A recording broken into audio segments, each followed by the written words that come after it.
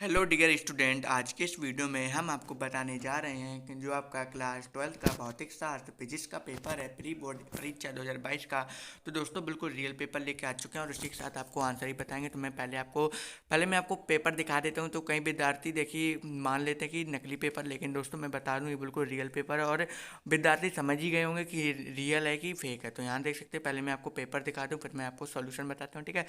अगर दोस्तों आपको इसकी पीडीएफ चाहिए तो लिंक आपको मिल जाएगी डिस्क्रिप्शन बॉक्स में, जहाँ से मैंने आपको सभी क्वेश्चन के आंसर स्टेप बाय स्टेप बताए हैं, ठीक है। तो लिंक आपको डिस्क्रिप्शन में मिल जाएगी, नहीं तो आप हमारी वेबसाइट nityasatipoint.com पर ही विजिट कर सकते हैं, वहाँ पे सभी आंसर हैं, ठीक है। तो यहाँ पे आपके 19 तक आंसर दिए गए हैं, ठीक है। 1 से 19 तक आंसर दिए गए हैं। चलिए अब इनके हम आंसर देख लेते हैं, ठीक है। तो मैंने आपको पेपर दिखा दिया है कक्षा 12वीं भौतिक विज्ञान शास्त्र का, ठीक है। तो आंसर बता दें अब आपको। अब दोस्तों देख सकते हैं यहाँ पे हम आंसर पे आ चुके हैं। तो यहाँ पे पहला क्वेश्चन आपका दिया था, तीव्रता वाले विद्युत क्षेत्र में आवेश क्यू रखने पर उस पर लगने वाला बल होता है तो F बराबर ई क्यू, ठीक है। दोस्तों आपने एक 10th में फार्मूला पढ़ा होगा कि क्यू बराबर एन ई, जहाँ पे क्यू आपका आवेश होता है और एन होता है आपका नंबर ऑफ इलेक्ट्रॉन और ये होता है इलेक्ट्रॉन पर मान। तो ठीक है, तो इसका आपका जो आंसर हो जाएगा वो हो जाएगा एफ बराबर ई अपॉन क्यू, ठीक है। एफ बराबर ई अपॉन क्यू, ठीक है। ई अपॉन क्यू हो जाएगा, आपको ये कर देना है। फिर आपका सेकंड दिया, एक गतिमान आवेश उत्पन्न करता है, तो सी नंबर आपका सही हो जाएगा, विद्युत एवं चुंबकीय क्षेत्र दोनों, ठीक है। जो एक गतिमान आवेश होता है आपका, जो विद्युत क्षेत्र मतलब कि बी जिसे हम बोलते हैं विद्युत नहीं, ये चुंबकीय क्षेत्र हो जाता है। तो विद्युत क्षेत्र और आपका चुंबकीय क्षेत्र दोनों उत्पन्न करते हैं, ठीक है। फिर दिया लॉज का नियम संबंधित है, तो ये आपका बी नंबर मतलब कि ऊर्जा संरक्षण के नियम से संबंधित है आपका लॉज का नियम। तो कक्षा 12वीं का जो आपका भौतिक शास्त्र का पेपर है दोस्तों, तो बिल्कुल पूरा पेपर लेके आ चुके हैं आपके सामने। अगर दोस्तों आपको पीडीएफ चाहिए तो आपको लिंक मिल जाएगी डिस्क्रिप्शन बॉक्स में, ठीक है। आपको नहीं तो गूगल पे सर्च करना है nityasatipoint.com, ठीक है। तो दोस्तों यहाँ पे आप सर्च करने से बढ़िया सीधे लिंक पर टच कर देंगे, आप सीधे वेबसाइट पर पहुँच जाएंगे, ठीक है। वहाँ पे आप इसकी पीडीएफ भी डाउनलोड कर पाएंगे अगर वो लिंक टच कर देते हैं। फिर दिया है निम्नलिखित में किसका तरंग दैर्घ्य सबसे कम है, ठीक है। तरंग दैर्घ्य मतलब कि लैम्डा वी बराबर एन लैम्डा, आपने फार्मूला पढ़ा होगा, ये मेरे ख्याल से 11th या 9th 11th में है, ठीक है। तो ये डी होगा आपका क्या, पराबैंगनी विकिरण का, ठीक है। फिर दिया है निम्न में से किस रंग के लिए कांच का अपवर्तनांक न्यूनतम होता है, तो लाल रंग का अपवर्तनांक न्यूनतम होता है। तभी दोस्तों आपने देखा होगा जो गाड़ियों की पीछे लाइट होती है वो लाल रंग की इसलिए बनाई जाती है कि जाकि कि जो लाल रंग हो वो सबसे कम, सबसे उसका जो अपवर्तनांक होता है वो सबसे कम होता है, तभी वो दूर से दिखता है। तभी गाड़ियों की जो पीछे जब आप ब्रेक लगाते हैं तो लाल कलर की लाइट जलने लगती है। इसलिए आप देखते हैं ट्रेनों में भी आपका ये सब किया जाता है कि ट्रेनों के पीछे एक क्रॉस लगाया जाता है, फिर यहाँ पे लाल लाइट, यहाँ पे लाल लाइट, तो लाल लाइट आपको दूर से दिखता है, ठीक है। सबसे अधिक आपका बैंगनी रंग का होता है, ठीक है। तो इसलिए मैं बता देता हूँ।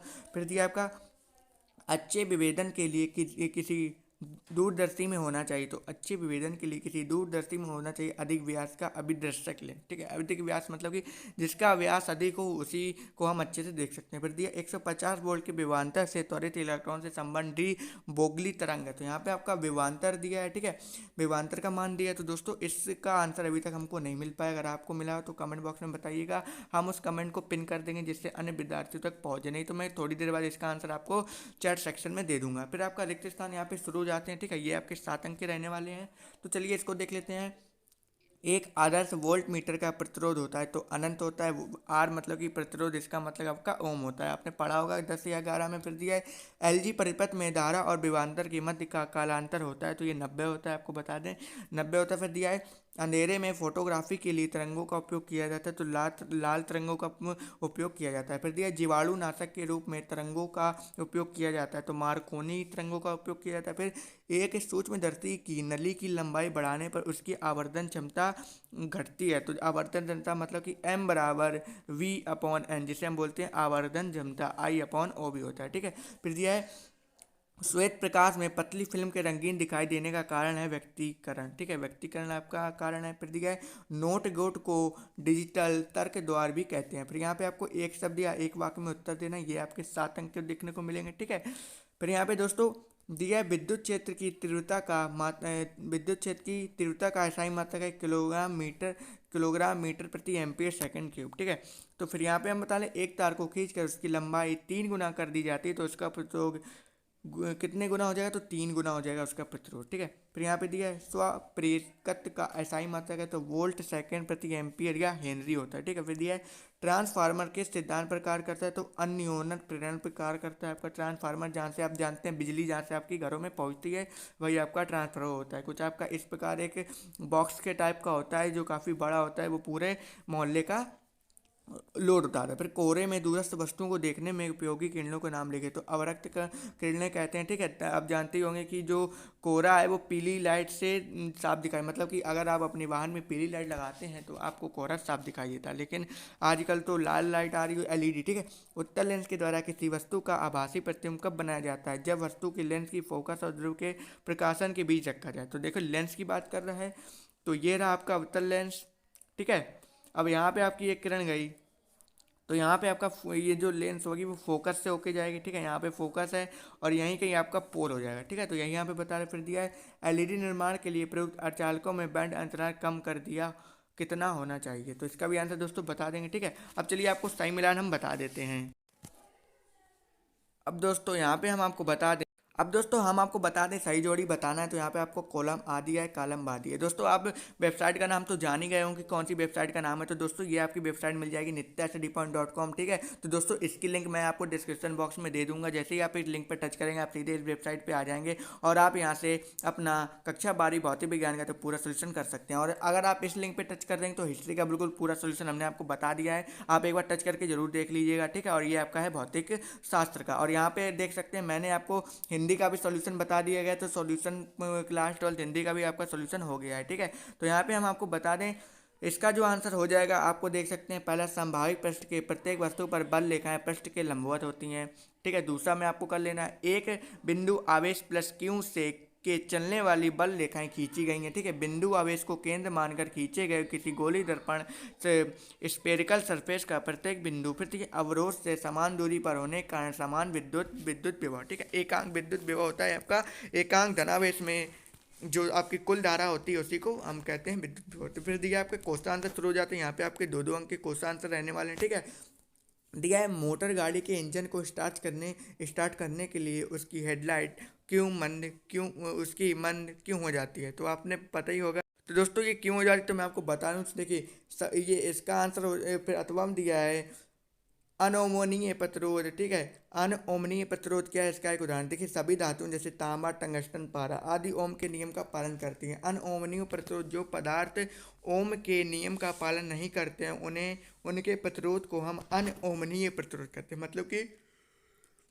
प्रतिरोध के बिना। ठीक है, जैसे अर्धचालक ऐसे पदार्थों के लिए वी मतलब कि विभवांतर व धारा आई के मध्य ग्राफ खींचे तो वह एक सीधी रेखा ना होकर एक वक्र बन जाएगा, मतलब कि इस टाइप में आपका एक वक्र बन जाएगा जैसे कि चुंबकीय क्षेत्र में बन जाता है। ठीक है, फिर दिया है आपका 7वां क्वेश्चन, तो 7वां क्वेश्चन का आंसर बता दें तो आपको कर लेना यदि कुंडली के सिरों पर वोल्टेज हो तो। ठीक है, यदि कुंडली के सिरों पर वोल्टेज हो तो चल कुंडली धारामापी को सुग्राहित विक्षेप तथा वोल्टेज के अनुपात को कहते हैं। इस प्रकार स्पष्ट है कि एन ए तथा बी का मान बढ़ाकर सी तथा आर मतलब कि प्रतिरोध मान कम करने चल पर कुंडली धारामापी की सुग्राहिता बढ़ाई जाती है। फिर 8वां देख लीजिए, 8वां दिया प्रत्यावर्ती धारा द्वारा विद्युत अपघटन क्यों नहीं होता है, तो प्रत्यावर्ती धारा मतलब कि अल्टरनेटिव करंट। ठीक है, और डिक्ट धारा मतलब कि डायरेक्ट करंट, और ये तो अल्टरनेटिव करंट। तो हमारे घर में कौन सी धारा आती है, प्रत्यावर्ती धारा आती है। ठीक है, और जो बैटरी में होती है वो आपकी होती है डायरेक्ट करंट। ठीक है, डिक्ट धारा फिर दिया क्योंकि प्रत्यावर्ती धारा को आसानी से निम्न तथा उच्च वोल्टता में परिवर्तित किया जा सकता है तथा ऊष्मा हानि को कम किया जा सकता है। प्रत्यावर्ती धारा का सीधा उपयोग विद्युत अपघटन इलेक्ट्रॉन प्लेटिंग में नहीं किया जा सकता, इससे विद्युत चुम्बक बनाने का भी प्रयोग किया जाता है, तो ये इस कारण से नहीं आती है। 9वां नंबर आप देख सकते हैं दोस्तों, 9वां नंबर आप आंसर कर अगर मैं बताऊंगा तो काफ़ी लंबी वीडियो बन जाएगी, तो दोस्तों इस वेबसाइट की लिंक आपको डिस्क्रिप्शन बॉक्स में मिल जाएगी। जैसे ही आप इस पर टच करेंगे तो आपका देखिए इससे आपका भौतिक शास्त्र का पेपर हो जाएगा, और आपका यहाँ पे सोशल साइंस का भी लिंक दी गई, तो सोशल साइंस पे आप टच कर देंगे तो सोशल साइंस का हो जाएगा। ऊपर लिंक दी गई है मैंने आपको बता दी है, ये देख सकते हैं। हिंदी का भी यहाँ पे आपका इस लिंक पे टच कर देंगे तो क्लास 12 आपका हिंदी का भी पूरा कंप्लीट हो जाएगा। और अगर आप इस लिंक पे टच कर दें क्लास 12th हिस्ट्री का, तो यहाँ पे आपका हिस्ट्री का भी पूरा पेपर हो जाएगा। तो आपको बस और कुछ करना नहीं है, इसी वेबसाइट पे बने रहना है, सभी आंसर इसी पे अपलोड किए जाएंगे कक्षा 10 और 12वीं के विद्यार्थी। तो यहाँ पे इसका आप अच्छे से देख लीजिए, लिंक मिल जाएगी डिस्क्रिप्शन बॉक्स में। स्क्रीनशॉट लेने की कोई भी आवश्यकता नहीं है, सीधे जाइए वेबसाइट विजिट कीजिए और अपने आंसर लिखना शुरू कर दीजिए, ठीक है। फिर 10वां क्वेश्चन देख लीजिए, प्रिज्म से अपवर्तन का सचित्र समझाइए, ठीक है। चित्र सही जमना है तो दोस्तों यहाँ पे चित्र तो नहीं बन सकता है, आपकी बुक में दिया होगा तो आप चित्र बना सकते हैं, ठीक है। फिर दिया है डिब्रोगली कर, तो यहाँ पे आपका 11वां क्वेश्चन देख सकते हैं। 11वां क्वेश्चन इस प्रकार से आपको हल कर लेना है, ठीक है। काफ़ी बड़े क्वेश्चन नहीं है, ईजी है। फिर 12वां क्वेश्चन आप देख सकते हैं, 12वां क्वेश्चन आप आसानी से कर लीजिएगा। तो दोस्तों इसकी लिंक मैं आपको डिस्क्रिप्शन बॉक्स में प्रोवाइड करा दूंगा, वहाँ से आप फिर सीधे इस पर आ सकते हैं। और अगर आपने अभी तक हमारे टेलीग्राम ग्रुप को ज्वाइन नहीं किया तो उसकी भी लिंक आपको डिस्क्रिप्शन बॉक्स में मिल जाएगी, ठीक है।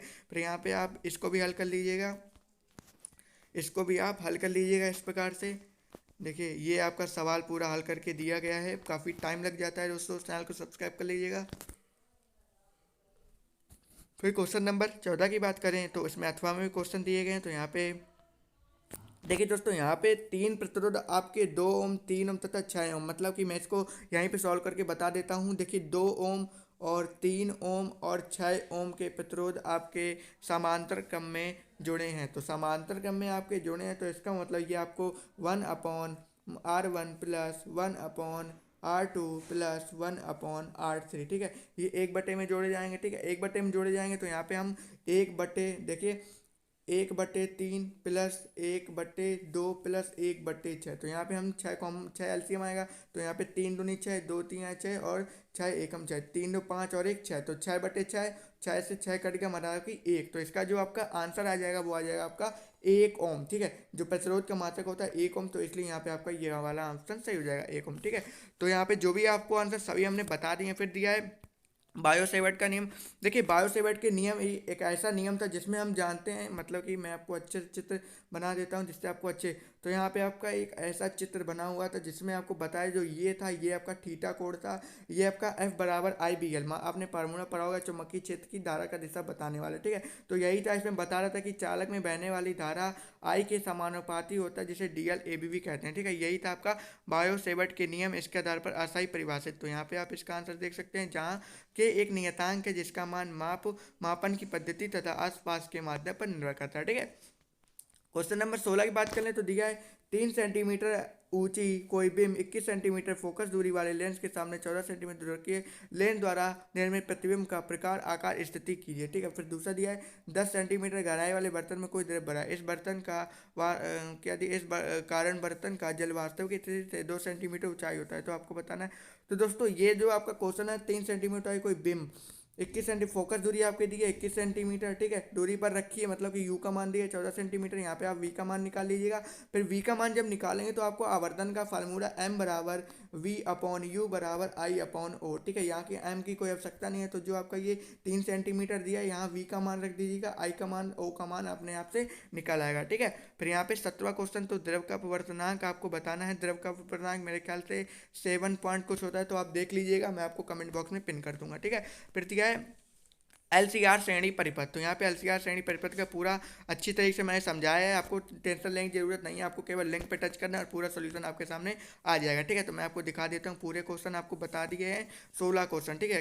कक्षा 12वीं का जो आपका मतलब कि फिजिक्स का पेपर है, तो बिल्कुल सॉल्यूशन रियल पेपर बता दिया। तो दोस्तों उम्मीद करता हूँ वीडियो पसंद आई तो चैनल को सब्सक्राइब कर देना। मिलते हैं नेक्स्ट वीडियो में अंत तक बने रहने के लिए बहुत बहुत धन्यवाद।